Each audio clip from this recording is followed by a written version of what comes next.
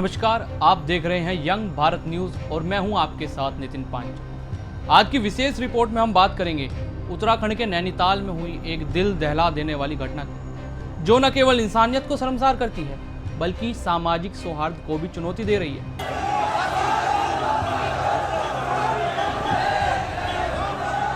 नैनीताल, जो अपनी प्राकृतिक सुंदरता और शांति के लिए जाना जाता है, आज सांप्रदायिक तनाव और हिंसा की आग में जल रहा है।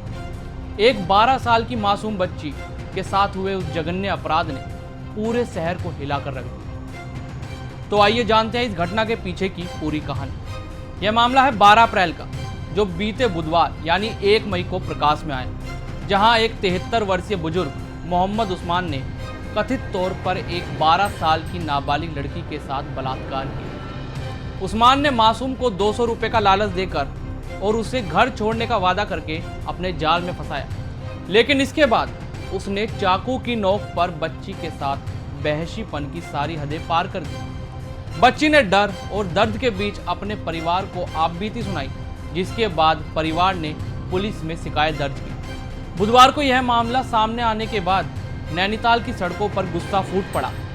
पुलिस ने तुरंत कार्रवाई करते हुए आरोपी मोहम्मद उस्मान को गिरफ्तार कर लिया।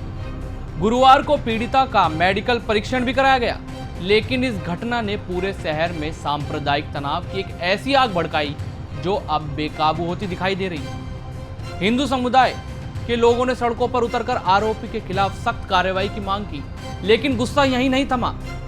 गुरुवार को एक हिंदू संगठन के कार्यकर्ताओं ने स्थानीय मस्जिद पर पथराव भी कर दिया। साथ ही आसपास की दुकानों में तोड़फोड़ की गई और मुस्लिम समुदाय के कुछ लोगों के साथ मारपीट की खबरें भी सामने आई। स्थिति तब और बिगड़ गई जब गुस्साई भीड़ स्थानीय पुलिस स्टेशन पहुंची और पुलिस पर लापरवाही का आरोप लगाते हुए झड़प शुरू हो। प्रदर्शनकारियों का कहना था कि पुलिस ने इस मामले में शुरुआती तौर पर ढील बरती। नैनीताल, जो पर्यटकों के लिए स्वर्ग माना जाता है, आज गुस्से और हिंसा की लपटों में घिरा हुआ दिखाई देता है। कई जगहों पर हंगामा हुआ, लेकिन पुलिस ने किसी तरह स्थिति को काबू में किया। कल रात्रि नैनीताल के मल्लीताल थाने में एक एफआईआर आई, जिसमें एक नाबालिग बच्ची के साथ में दुष्कर्म का मामला सामने आया। इस मामले में संज्ञान लेते हुए पुलिस ने तत्काल एफआईआर रजिस्टर की, साथ ही अभियुक्त को गिरफ्तार किया। बच्ची का मेडिकल और बयान की कार्रवाई की गई। इसके साथ ही अभियुक्त को कोर्ट में पेश कर दिया गया है। कल इस घटना के विरोध में कुछ स्थानीय युवाओं के द्वारा मल्लीताल थाने में, मॉल रोड पर और मल्लीताल मस्जिद के सामने कुछ विरोध प्रदर्शन किया गया। पुलिस ने तत्काल प्रभावी कार्रवाई करते हुए शांति व्यवस्था स्थापित की एवं लोगों को कानून व्यवस्था के मद्देनजर वहां से तीतर बितर किया। वर्तमान में नैनीताल में, हल्द्वानी में सब जगह स्थिति सामान्य है। एहतियातन तौर पर फोर्स का डिप्लॉयमेंट किया गया है।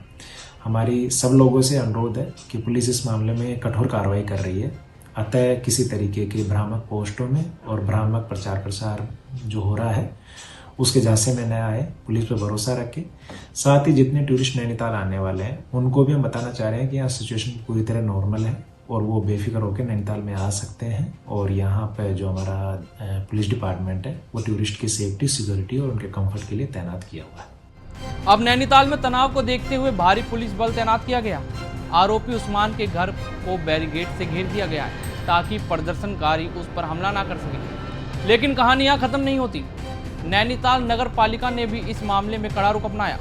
उस्मान को एक नोटिस जारी किया, जिसमें कहा गया कि उसने नगर पालिका और वन विभाग की जमीन पर अवैध अतिक्रमण किया हुआ है। नोटिस में उसे 3 दिन के भीतर अतिक्रमण हटाने का आदेश दिया गया है, अन्यथा कानूनी कार्रवाई की चेतावनी दी गई। यह घटना न केवल एक बच्ची के साथ हुए अत्याचार की कहानी है, बल्कि यह समाज में गहरे बैठे तनाव और अविश्वास को भी उजागर करती है। नैनीताल, जो कभी शांति और एकता का प्रतीक था, आज सांप्रदायिक हिंसा की कगार पर खड़ा है। सवाल यह है कि क्या हमारा समाज इस दुखद घटना से सबक लेगा? क्या हम अपनी बच्चियों को सुरक्षित रख पाएंगे? और क्या हम एक बार फिर से नैनीताल की उस शांति को वापस ला पाएंगे जो इसकी पहचान थी? पुलिस और प्रशासन ने लोगों से शांति बनाए रखने की अपील की है, लेकिन इस घटना ने न केवल नैनीताल बल्कि पूरे देश को सोचने पर मजबूर कर दिया। ऐसी ही तमाम खबरों के लिए जुड़े रहिए हमारे साथ। हमें यंग भारत सच के साथ।